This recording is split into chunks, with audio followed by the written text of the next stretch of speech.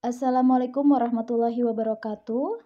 Alhamdulillah kembali bersama Ibu Riana dalam mata pelajaran fisika. Kita melanjutkan materi kita minggu lalu. Kali ini pembahasan kita adalah tentang penjumlahan vektor dengan metode analitik. Yang pertama, yaitu dengan rumus kosinus, dan yang kedua dengan metode penguraian komponen.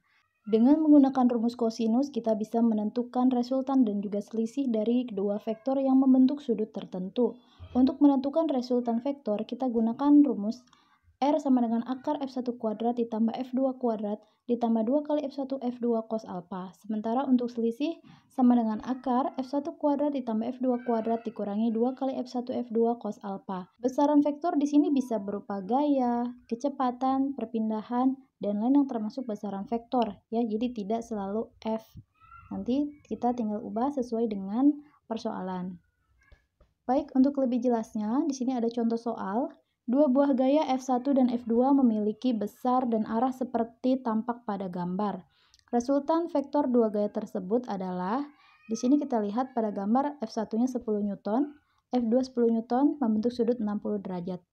Maka kita tulis apa yang diketahui, yang ditanyakan adalah resultan atau R. Menentukan resultan R sama dengan akar F1 kuadrat ditambah F2 kuadrat ditambah 2 kali F1 F2 cos alpha. Kita substitusi angka-angka yang diketahui. Nah, di sini cos 60 nilainya adalah setengah. Setengah dikali 2 adalah 1. 1 dikali 100, 100. Sehingga R sama dengan akar 3 kali 100. Akar 100 nilainya adalah 10. Ya. Nah, di dalam akar masih ada 3. Jadi hasilnya 10 akar 3, satuannya Newton. Bagaimana dengan metode penguraian komponen? Nampak pada gambar sebuah balok ini ditarik ke arah diagonal F ya. Nah, F ini bisa kita uraikan menjadi Fx dan Fy. Fx adalah proyeksi gaya F terhadap sumbu X dan Fy adalah proyeksi gaya F terhadap sumbu Y. Mencari resultannya sama dengan akar Fx kuadrat ditambah Fy kuadrat. Di mana Fx di sini adalah F cos alpha dan Fy adalah F sin alpha. Nilai atau persamaan Fx sama dengan F cos alpha ini tergantung posisi sudutnya ada di mana. Ya, untuk kasus kali ini Fx berada di samping sudut sehingga menggunakan persamaan F cos alpha. Dan Fy berada di depan sudut atau sama dengan sisi yang berada di depan sudut ya.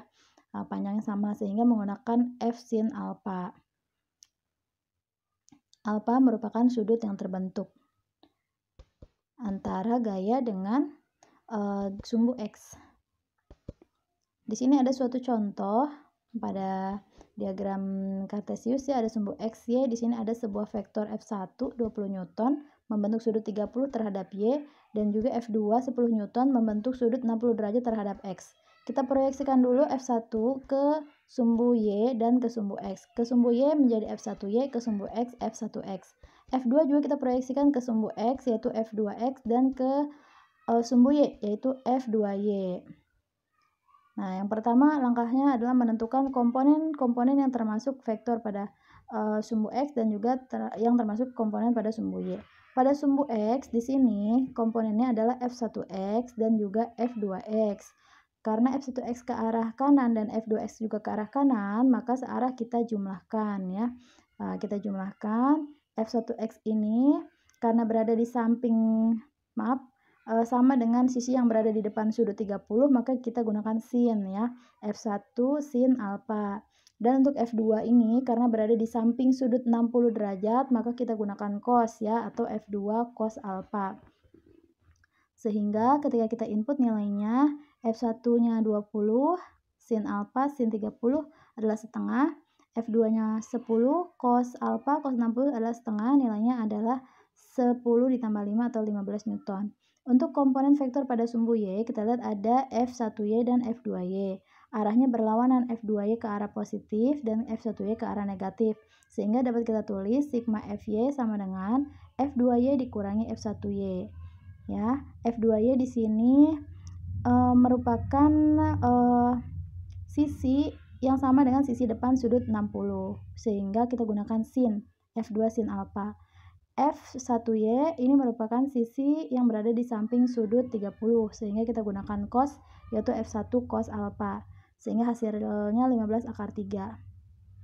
Untuk menentukan resultan dari kedua komponen ini, kita gunakan rumus sigma FR sama dengan akar sigma Fx kuadrat ditambah sigma Fy kuadrat. Sama dengan akar sigma Fx kuadrat adalah jumlah komponen vektor pada sumbu X yaitu 15, sehingga 15 pangkat 2. Ditambah dengan sigma Fx kuadrat adalah jumlah komponen pada sumbu Y, yaitu 15 akar 3. Kita kuadratkan juga. Akar 15 kuadrat ditambah 15 akar 3 kuadrat. 15 kuadrat adalah 225, 15 akar 3 adalah 225 dikali 3. Sehingga bisa kita tulis akar 225 dikali 4. Akar 225 adalah 15, sementara akar 4 adalah 2. Sehingga hasilnya kita peroleh adalah 15 dikali 2 yaitu 30 Newton. Demikian contoh soal dari Ibu. Mudah-mudahan kalian dapat memahami materi yang Ibu sampaikan. Ibu akhiri, Ibu ucapkan terima kasih sudah menyimak. Silakan jawab soal pada menu US. Tetap semangat dalam belajar, tetap semangat dalam berlatih. Semoga apa yang kamu pelajari dapat kamu pahami. Wassalamualaikum warahmatullahi wabarakatuh.